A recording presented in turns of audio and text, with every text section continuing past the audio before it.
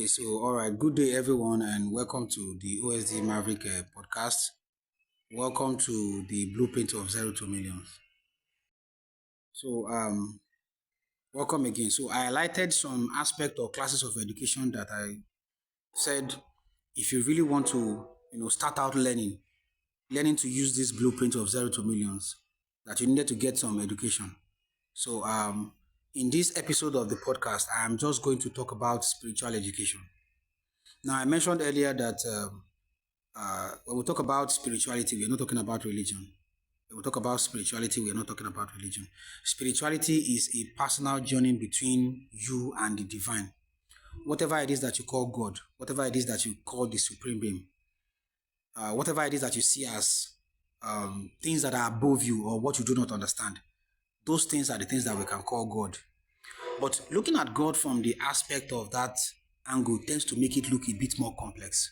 So I'm going to be explaining the concept of spiritual education from the angle of a student of science, which is how I got to find my own self, which was how I got to discover my own self, and arriving at the bay of self, understanding myself and seeing my own true essence and what my life really stood for. It gave my whole life a new meaning. So that was why I said it's a journey between you and divine. It's a personal journey. Now, it is different from religion because I have had the opportunity to read several books on religion. I've had the opportunity to read several books on religion. I've had the opportunity to read the Bible. As a matter of fact, growing up as a teenager, I was a Bible scholar, and we usually have Bible quiz and drills. And I was even born into a Christian family where we were made to do devotion and study the Bible and all that. But because my family came from an Orthodox Christian family, right? Orthodox Christian family. So we were attending services between the Baptist church and the Cherubim and Seraphim. There was even a particular time that my parents switched to Celestia. You understand? So it is the Orthodox type of religion that we were raised by. Now, so I had the opportunity to read several books, and I still have some of them in my library. And these books, they talk about the fact that, like one of them, which you call the Dictionary of Religion, Occult, and Sect, right? That one talks about the different types of religion that we have in America. For example, in America, we have an average of about 300 religion in America alone.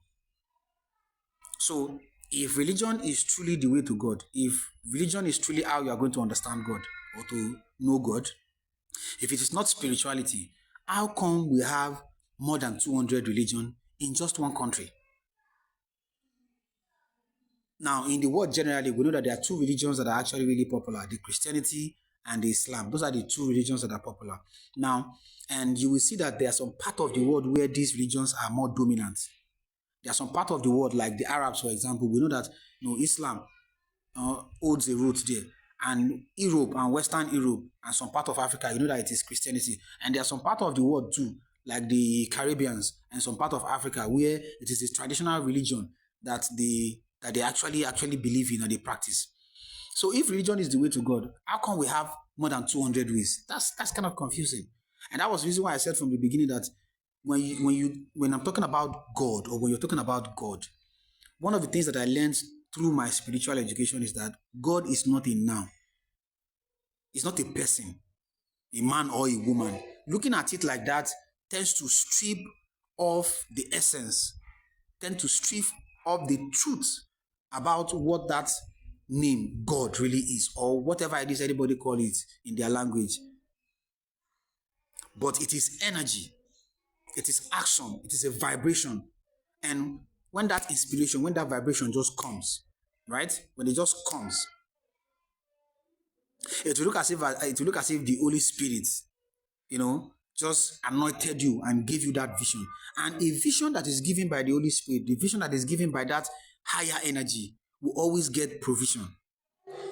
One way or the other, in my life, I've always had ways of getting the things that I need. It just comes naturally.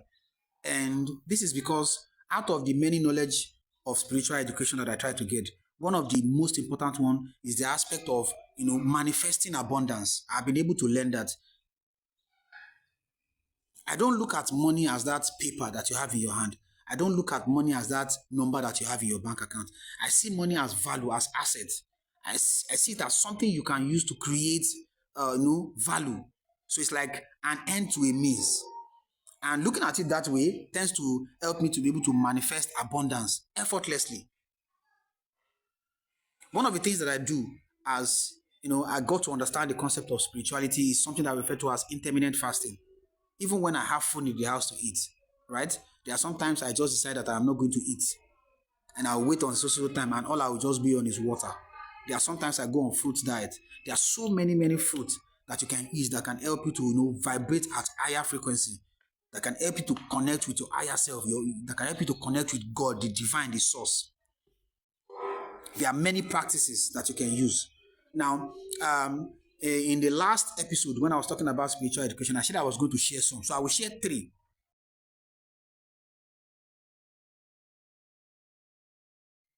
So I'll just dive into it very quickly. There are 3 aspects of the spiritual education I'm going to talk about. So the first one is meditation, right? For you to be able to really, help yourself in the journey of spirituality, you need to learn meditation. Talk to yourself. Look at your inner self. Try to understand your own essence. Now, naturally, we talk to ourselves, right? But this time, we want to do it consciously. You want to be able to talk to yourself consciously and be able to communicate to yourself and get to understand yourself and then to befriend yourself. Now, that way, you would activate something in your subconscious. You will activate something in your engram. Engram in science, in Scientology, is like the least charge in your cell, or maybe the tiniest form of spark or energy in your cell.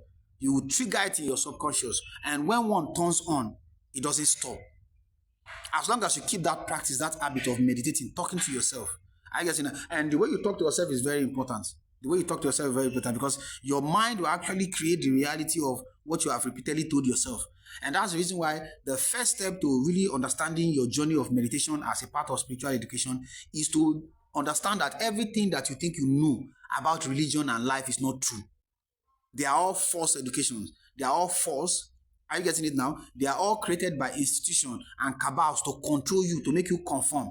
The moment you have that understanding, you will now begin to research information. You will now begin to look for information that have the full truth, that have the truth about those lies that you were raised. So you can only be able to, reconcile with that when you talk to yourself through meditation. You don't necessarily, when I talk about meditation, you don't necessarily have to sit in some type of funny position and do some mantra. That's not what I'm talking about. I'm talking about having a quiet moment with yourself. The next thing I'm going to be talking about is intermittent fasting. Intermittent fasting is very, very important. Now, there are some times that I go without food. Even though I have food in my house, I'll go without food. And I'll just be drinking water. So during that intermittent fasting, as we all know, the human body is about 80% water. So as I'm taking that water, I'm trying to hydrolyze myself. Now, there's something I've also noticed too, that taking ordinary water, if you really want to hydrolyze yourself, does not really work. This is something that I found out as a student of science. As a matter of fact, I needed to use myself as a lab rat. If you have orange or lime, are you getting it now? You can make a juice of it and just be drinking during that period. But if you can afford to take fruit during your intermittent fasting, during those periods, you want to stay off your regular food. Because in the food that we eat, some of the food that we eat, they poison our mind eye. There's a part of our brain that we call the pineal gland. For students who go to school to do biology, they will not talk about pineal gland as part of the endocrine system. Nobody talks about it. These people who are trying to control our spirituality, who are trying to make us conform, they intentionally remove it from all our syllabus. And the pineal gland is like the essence of our life, the essence of our living. As a matter of fact, the pineal gland is said to be the subconscious of the human soul. It is the part where the soul, which is the entity of our essence, it is the part where it lives.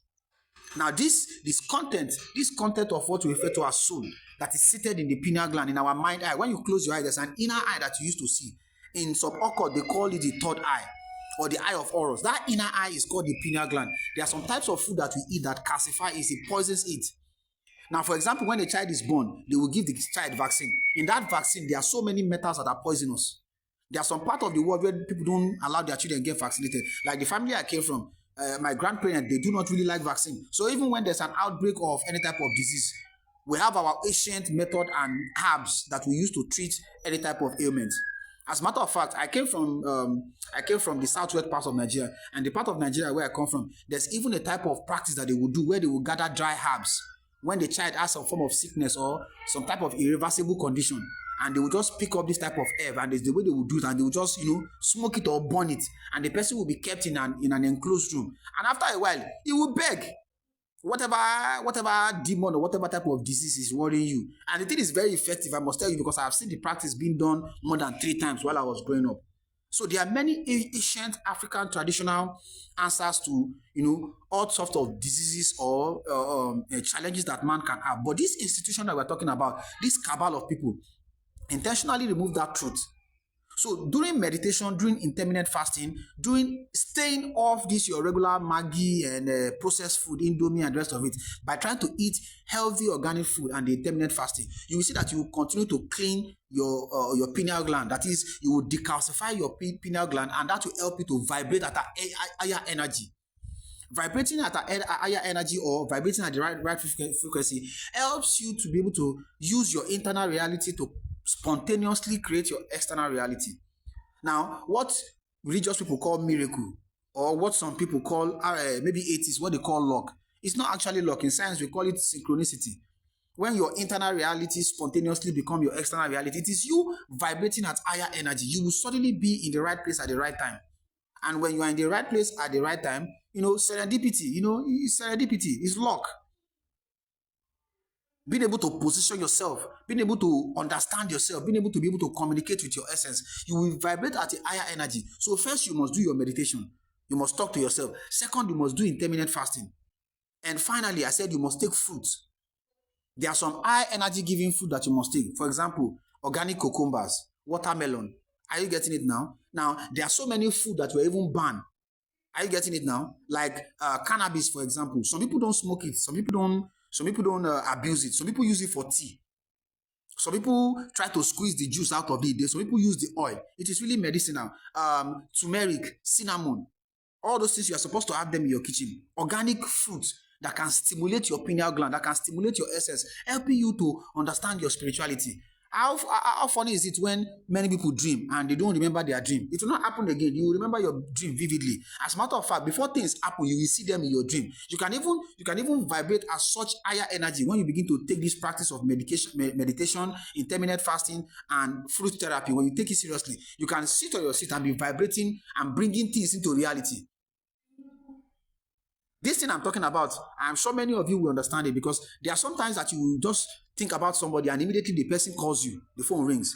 There are sometimes you need money and money just actually comes into your hand. There are sometimes you work some plan and those plans just finally fall through. Now, if we can just be attentive in our meditation, in our intermittent fasting and our food therapy, we will vibrate at higher energy such that we'll be able to notice that pattern of how those things happen. Then you will now be able to consciously repeat them such that your external reality can now spontaneously become your internal reality can now spontaneously become your external reality. You will manifest abundance. You will manifest things into existence. All ideas start from inside the mind, and that's why the mind is the most powerful thing. As a matter of fact, these people who I said had many of this knowledge that you need to seek during your spiritual education, they knew that the human mind is so powerful. We invented so many things. We invented so many technology and so many ideologies. But some of them are good, some of them are bad. These people that we're talking about, they just want to have access to those right information and be able to use it to control you.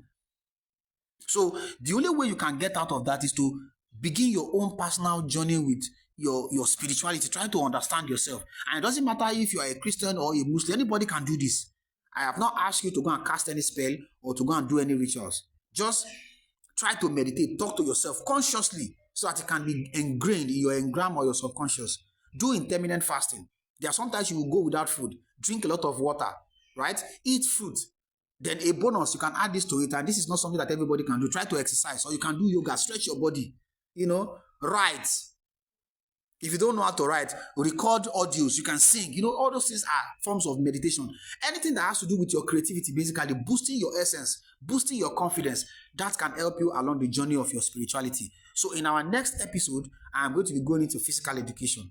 Thank you very much for joining me. Don't forget to subscribe, like, and share. The comments are still locked for now, but when we open the comments, you can begin to comment. But for now, subscribe. If you have not subscribed, if you come across this video, like and share. Thank you very much.